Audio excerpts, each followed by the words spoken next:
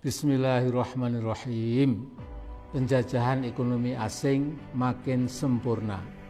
Jangan pernah dilupakan, pemrakarsa Omnibus Law Indonesia itu adalah Pak Jokowi sendiri, sementara DPR RI sebagai tukang stempel kemauan eksekutif adalah penanggung jawab yang kedua.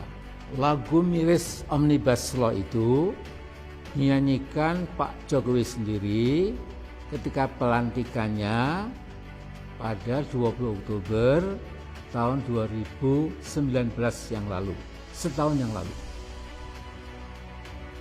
Di beberapa negara yang pernah menerapkan Omnibus Law itu, masyarakat di negara-negara itu menjulukinya sebagai Big Ugly Law, undang-undang dengan kejahatan besar.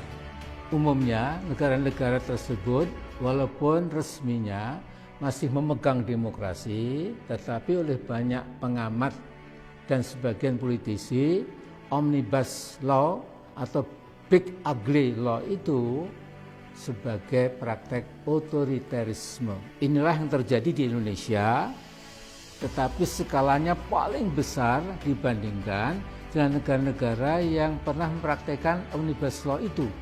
Setelah undang-undang Omnibus yang dijuluki sebagai undang-undang sabu jagat itu disahkan, saya dapat menyimpulkan bahwa cengkeraman ekonomi asing di negara kita makin kokoh, dan di masa-masa mendatang baik rezim dan rakyat kita semua akan jadi bangsa kacung. Saya tidak heran kalau para kacung asing itu akan berteriak kencang seolah-olah tidak ada yang salah dalam undang-undang itu. Para buzzers dengan bayaran uang haram akan memeras pikiran untuk mencari-cari pembenaran buat sesuatu yang jelas-jelas merugikan kepentingan bangsa sendiri. Omnibus Law adalah bukti paling akhir betapa negara dapat melakukan kezaliman multidimensional secara sekaligus. Saya tidak akan mengulangi betapa kaum buruh kita bakal lebih menderita karena outsourcing dapat menggusur kehidupan buruh sesungguhnya. Kemudian juga pesangonnya akan dikurangi, tidak ada lagi UMSK, penetapan UMK yang pasti dipersulit, tidak ada jaminan kesehatan, pemecatan buruh yang sepenuhnya menjadi hak pemodal, dan lain sebagainya. Saya akan mengangkat satu masalah yang tidak kalah penting, yaitu akan terjadi freeportisasi di semua bidang. Seluruh pemodal asing yang diharapkan berbondong-bondong datang ke Indonesia, akhirnya pasti akan memeras Indonesia. Freeport-McMoRan sudah lama bercokol di Papua dan bisa berbuat apa saja seperti negara dalam negara. Dari rezim Soeharto sampai rezim Jokowi, penghancuran lingkungan, penipuan pajak, dan pelanggaran HAM tidak pernah disentuh oleh pemerintah Jakarta. Saya kadang-kadang bingung, DNA macam apakah yang sesungguhnya itu ada dalam tubuh bangsa Indonesia. Bung Karno pernah mengingatkan, Indonesia itu bangsa besar. Istilah beliau bukan bangsa kintel atau bangsa kodok. Mengapa rezim Jokowi dan DPR tega memproduksi Omnibus Law tanpa memperhatikan kepentingan rakyat? Sebagian investor global bernurani berteriak keras bahwa undang-undang bahaya itu sesungguhnya tidak diperlukan. Mengapa?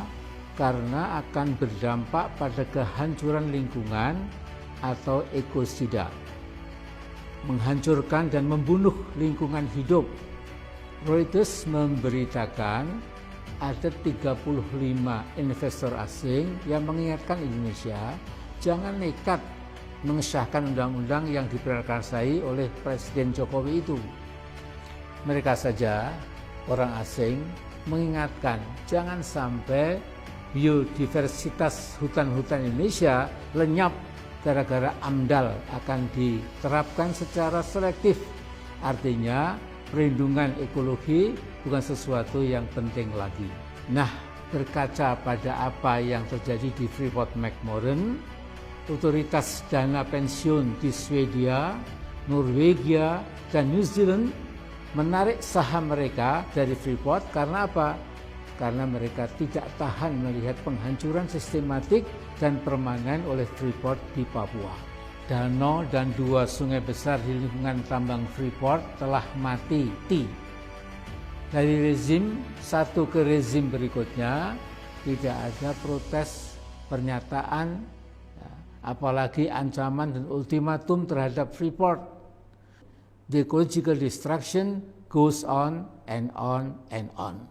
Di dalam literatur politik ada istilah deaf, dumb, and blind government. Pemerintah yang tuli, bisu, dan buta. Saya berharap rezim Jokowi jangan sampai seperti yang disindir Al-Quran, yaitu menjadi seburuk-buruk makhluk yang melata di atas muka bumi ini. Mengapa mereka tuli dan buta terhadap kebenaran? Bahkan mereka berani menantang dan melawan kebenaran. Ini ada di Al-Anfal ayat 22. Pak Jokowi, cabut segera undang-undang yang berbahaya itu. Karena Anda adalah pemrakarsa utama dan pertamanya